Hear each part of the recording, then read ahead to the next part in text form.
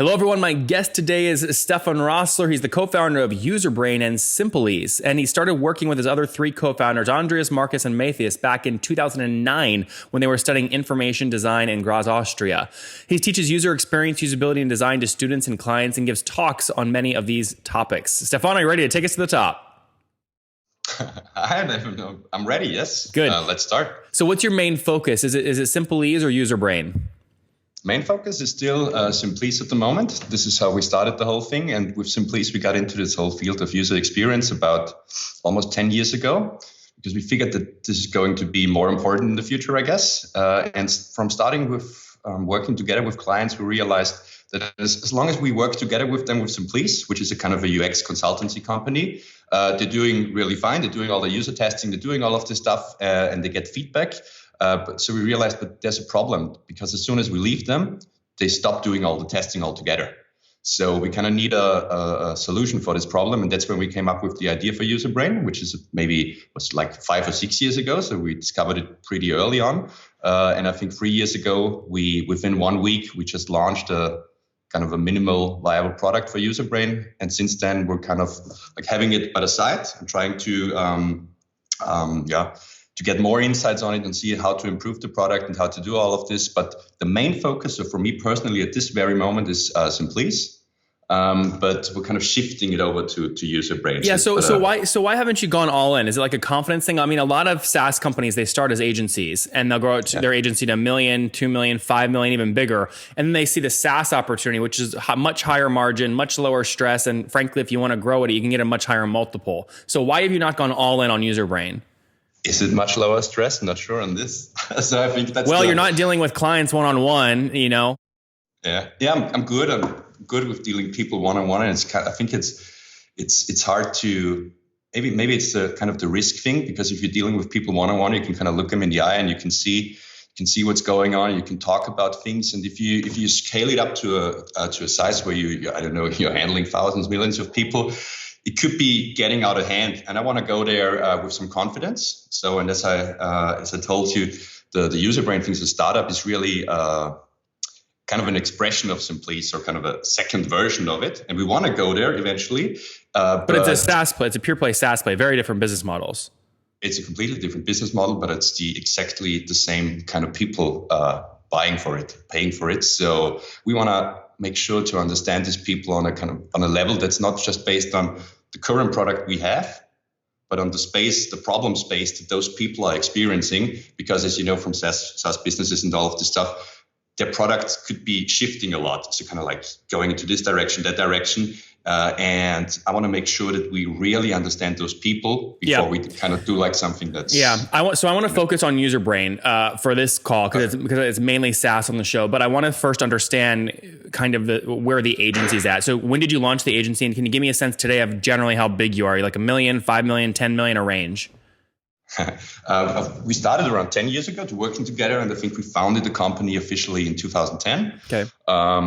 And so to give you kind of a feeling for the size, we started 4 people. So 4 people who met in university, and we kind of do that. Each of us has kind of the same share of the company, and it's still the 4 people of us. And we're thinking about hiring our first person in March, and she's with us for a few months already.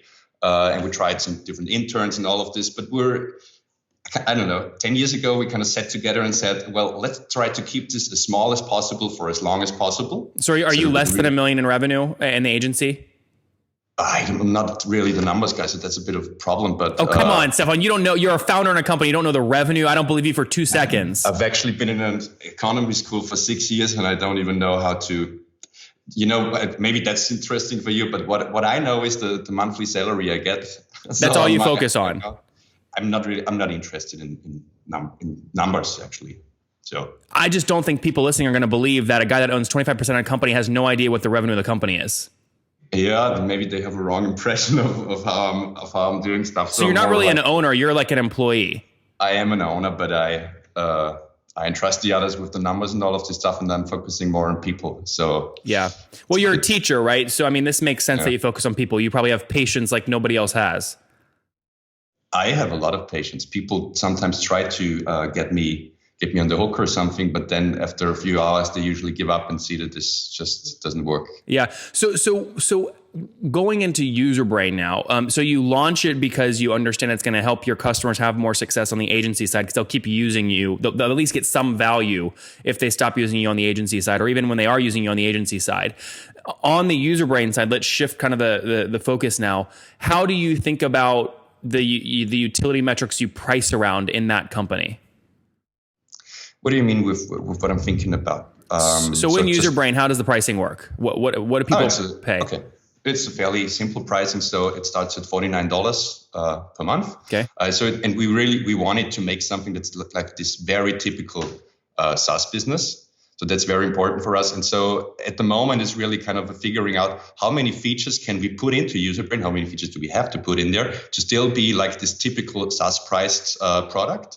Because that's kind of like what we want, is something that's easy to sell, something where if a customer, for example, kind of complains about something, you just transfer the money back to their account, no problem there. Not unlike in the consultancy business where you're like, oh no, client has a problem, so you really have to focus because it's a big project and so on and so forth. So it's like this very typical SaaS product. And just to give you a bit of an understanding of where it's coming from, we're very inspired, at least especially me personally, from 37 Signals, Jason Fried, David Hannemeyer, how they were doing things. And the whole story about Basecamp. So I think like 5 or 6 years ago, we just said, well, we don't want to be in the client business forever because yes, it can be stressful. We want to go to the SaaS business. But since we have it for 3 years now on the side, we realize, well, it's stressful too. So what do you find most stressful about it? For me personally, to have so many people there, so many people involved. And how many people are involved? Yeah, a lot of people. We have testers and customers buying it and all of this stuff. So like there's all these people. But for me, the big problem is this: you want to build something and scale it up. So, which is perfectly fine and everything, and it makes sense in my mind if I think about it. But the problem with this is, as soon as something really big is happening on the market, you kind of like, maybe this destroys our whole company. Where on the other hand, in the consultancy business, we are using our minds, so nothing can ever happen to us if we're smart about making decisions and we're kind of like moving one step at a time. So this is... Yeah, but Stefan, agency revenue is way chunkier than SaaS revenue if you're building a SaaS company the right way. Way chunkier. Yeah, you mean chunkier so that you cannot really predict the... Yeah, it's super. You have to hunt. I mean, you probably have clients in your agency that make up, one client makes up more than 10, 20% of your revenue. You lose, I've worked with $10, $20 million agencies before. They lose that one client, they're laying off a bunch of people, right? Or what they do is they get scared and then they only sign up, clients on a $5,000 retainer, which is really difficult to scale it's hard to scale at that price point. Yeah. So why do you feel, tell me the numbers. How many people are involved at Userbrain? What's the team size? It's just, we are the exactly same people. So it's the same 4 people. And we are running the Userbrain business and yeah. And what have you scaled, just that, not your agency, but just Userbrain? How many customers have you scaled that to? Again, you're asking me about numbers. One number I can tell you is, because we talked about this recently, is, I don't know, do you understand how Userbrain works or what it is in detail? No, I think maybe describe it. Yeah, because it's for ongoing remote user testing. So what it means is, because we discovered that the single most effective way to improve your product or your service is to observe real people using it. Full stop. So that's kind of like the most important thing. And the more we can increase the user exposure hours, the better it is. So that's how the whole Userbrain business works. And so obviously we need some people around the world testing the service. And I think just a week ago we hit 10,000, so 10,000 people around the world who are testing with Userbrain. And I don't know, that's one number I know. And I know that in the beginning we had this idea that we want to make it possible for people to kind of like make a living from being a Userbrain tester. So those are kind of like numbers that are important for us. And another number that's important for me personally also is the number of user exposure hours one of our customers gets. So how many minutes of videos do they actually watch people really using their product? And not just reading feedback from people, not just reading people being excited or positive on Twitter or on social media or anything, but really watching real people in the moment of using their product and seeing whether they're delighted or frustrated. So if you care most about these users, these 10,000 user testers being able to make a living off your product, right? They obviously have to have income to make a living off of it. Do you know the number over the past 12 months, how much you've paid out to all your testers? No, I don't know that number. So how would you, if that's the number one thing for you, I don't understand how you don't know that number. as I said in the beginning, the main focus is on Simplease, not on Userbrain. So, and this is a number that we want to keep increasing and so on. But it's not really important to measure this number at this point because Stefan, you just said it's the number one thing for you. I said that in the beginning. This was the main idea, to have people making their whole income from doing Userbrain tests. At the moment, what we realize is that it's not really possible at this very moment because people, so also customers, they want to test with different users and so on. And at the moment, we're kind of a juncture point where we're thinking about, well, should we start going into this direction or not? Because many customers are asking for kind of like targeting options. So they want to target very specific people. Which makes a lot of sense, especially from a marketing perspective. But as we've learned from the usability perspective and UX perspective, it's oftentimes not really important who you're testing with. Why is it not important who you're testing with? You want to most closely match the demographic who's going to be using your tool when you find the tester. How is that not important? That's the obvious thing, and everyone is talking about this. I mean, the first time we were thinking about it really was by reading Steve Krug. So he's kind of like the web usability guy. And he had made this comment about that people are not aware of how it's actually not really important who you're testing with, especially on the web, because anyone can land on your website. And if you target people by demographics, you're kind of like, you're going to fall for the illusion but Stefan, of, well, he fits my demographic. But that argument only works if you're trying to have everyone as a customer. If you know that you're targeting CMOs in the United States, why would you care about someone user testing in Europe who is an intern at a private equity firm? You would have no interest in that. Yeah, I understand that because it's about basic human behavior and how people understand stuff. And I know as soon as you start doing marketing testing and so on, it's going to be important to have the right cohort and anything and the real demographics and so. But we're really testing whether things are understandable and whether people can use it, whether they can find the information and so on. And it's actually surprising how much you can do with writing a good scenario, which you give to testers. Imagine you want to do this and that, and so on and so forth. And because our main focus for Userbrain is we're really focusing on startups in the US or SaaS businesses actually. So that's the main focus. They have something web-based, or if at least their marketing website and customers are, for example, Spotify is one of them, or Lush Cosmetics. And what we're trying to do then is really get on the phone with those people and try to talk to them for an hour or something like this to find out why have they switched to our product, what is the reason why they're doing all of this. And what we realize is that those companies that are really, I want to say that those that are going to be big in the future are those that are not focusing on a very specific target audience, but those that say, well, our product is so, that's us, that's our product, and we want to sell it to everyone. Yeah, so just to be clear, you're not focusing on B2B SaaS companies. You're focusing on consumer products like Spotify, apps that everyone's going to use. That's a very different market than someone that's just selling a B2B SaaS product. Exactly, yeah. And sometimes also with B2B, of course, you're talking to people. So it's always business to people, actually.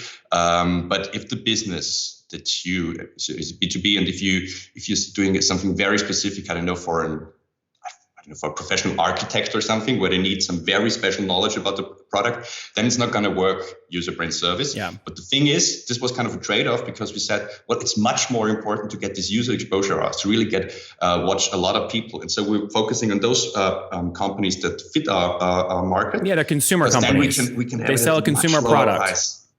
Mainly consumer products or easier to understand business products or new business products, because usually it's just those with a history that don't really understand. I misunderstood you in the beginning when we were talking about targeting. I thought you were selling to B2B SaaS companies. You are selling to you're selling to software companies that sell to consumers so that they can watch the test.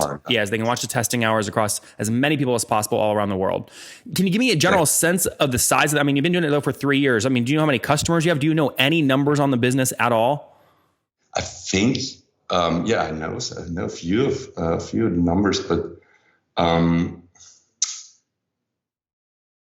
think at the moment it's in the US that there are around it's somewhere between 50 and 100. I'm not sure about the exact number because it's usually going like this, that fit exactly the target audience, because that's the number. You mean 50 to 100 customers? Yeah. Okay. That are going into this direction. So that's the main thing. And that's also the reason why that's what I tried to say from the beginning on. We want to make I know it's kind of like the opposite of what most people are doing, but really understand this whole thing and not scale it up too fast, because at the moment we're kind of like building up barriers also with our sign-up page, we're doing this, that there's no free month, no free trial and something like this. Yes, Stefan, I don't think, by the way, I don't think you're just being I don't think it's opposite of what everyone's doing. You're just being intentional. I think that's totally fine. I mean, you're just being really intentional about, which is great. But I mean, if I do the math, so 50 customers at a minimum price of $50, I mean, you guys are doing, like, it's doing a couple grand a month. It's not like, you're not north of, call it 30 grand a month in revenue, correct? Oh, north of that, but yeah. So I mean, that's what I'm interested in, right? That space, you can build a meaningful, impactful company. And you look at usertesting.com, I think you're probably way better than them, because it sounds like you just have a better interface and you're doing this better. And the guys at Product Hunt love you and Spotify's using you. But like, it's never going to grow to the extent that you could in terms of having a huge impact if you're also managing an agency on the side. I know. So like, how do you deal with that war? It's not really a war in my brain. It's a practical problem, I suppose. But the most important thing is, when I think about work, it's like, and I know that this is very different to a lot of people in this field. I'm thinking about work is like making the dishes. So you want to make sure that everything is set, that you're doing good. You don't have to worry about money. You're not investing all of your time into this, because it's just a part of your life. So it's not really a war inside my head, but it's a practical issue, and it's something we're working on. But really the important thing is, we don't want to lose control of all of this stuff. So we're thinking about investors, talking to some, and it's really something where this is possible. We could do that. Well, you don't have to raise capital. You could bootstrap this. Yeah, that's what we're doing. But as you said, the intentional is actually a very good word. We should start using it internally also. This is really about being intentional. And it's very important that you are the person who can make decisions. And so for me, there is no real war between the two of them. It's not really an issue, because I don't have stress with this. It doesn't have to be at whatever number. Yeah. No, it's not about stress or worry, but you only have 24 hours in the day. You're either doing agency work or you're doing user brain work. And they're two separate things. You've told me they're two very separate things. What I'm hearing you say is you have a very safe living and a very safe income from the agency, and you don't have the risk appetite to give that up, to go all in on the software. None of you guys, none of the four founders do. That's what I'm hearing you say. You're hedging the risks. You mean we're not forced to go all in? Not forced. You don't believe in the user brain concept enough to go all in on it. You want the agency there as a safety net. I'm not sure if this was a bit flawed now. I'm not sure if this implies that we don't believe in it. I'm not sure about this. I mean, yes, we don't have the. Sorry, I'm not really that good in English to kind of like have to use the right expressions. I think you're doing great. Thank you, by the way, for doing it in English, because me speaking Austrian would be not good. We could try this next time. No, I mean, the reason I'm asking these questions, so I think there's a lot of people in your shoes. They start off with professional services, consulting. Yeah. They grow it to a healthy business. They make a healthy salary. They see a software idea, but they don't go all in because they have a really safe 100 grand, 150 grand, 200 grand a year salary from the agency. And the most successful SaaS companies I've ever seen all came out of agencies. Qualtrics with Ryan Smith, Ryan Holmes at Hootsuite. I mean, the most successful SaaS companies started as agencies. So I'm always curious to understand at that pivotal moment why and when agency owners make the decision to go or not to go all in on SaaS. So that's why I'm pushing you here. I'll let you know once this part has happened. All right, good. Let's because we can philosophize about this now for a few minutes, but I can't really answer it. That's okay. Let's wrap up with the famous five. Number one, what's the last business book that you read? Last business book I was reading, or any book. Any book. So my favorite book is Freedom by Jeremy Griffith. So that's my favorite. Jeremy Griffith, but that's not a business book. That's okay. That's personal interest. Number two, is there a CEO you're following or studying there in Austria? In Austria? Not really, but following. So the CEO I'm following is actually, if I'm thinking about it, is Jason Fried. So he's a huge inspiration. Has always been my whole, because I didn't really understand all of this 10 years ago, and he and his company and the writings they did really helped me getting into the the mindset of all of this into getting a grip on it. Number 3, what's your favorite online tool for building a business? For building a business, my favorite online tool. What do you use the most? I'm also not the person using all of the tools, but I think, I guess MailChimp is very important to us. Okay. Number 4, how many hours of sleep are you getting every night? Around 8. That's good. And what's your situation? Married, single, you have kids? Single at the moment. Okay. No kiddos that you know of? No kiddos I know of. All right. And Stefan, how old are you? 32. 32. Okay. Last question. What do you wish your 20-year-old self knew? What I wish my 20-year-old self knew. That it's worthwhile to keep searching for the answers, and that you should not give up. Guys, there even you if everyone else did. There you guys have it from Stefan. It is worthwhile to keep looking for answers, even if everyone else has given up. He's, again, has a successful agency, Simplease, and now they've launched a SaaS product, Userbrain. They're in that beautiful moment of kind of deciding where focus is going, what's growing. But, it sounds like a really sharp team. They've stayed small and lean and fully in control, which I like. Stefan, thank you so much for taking us to the top. Thank you very much for the interview.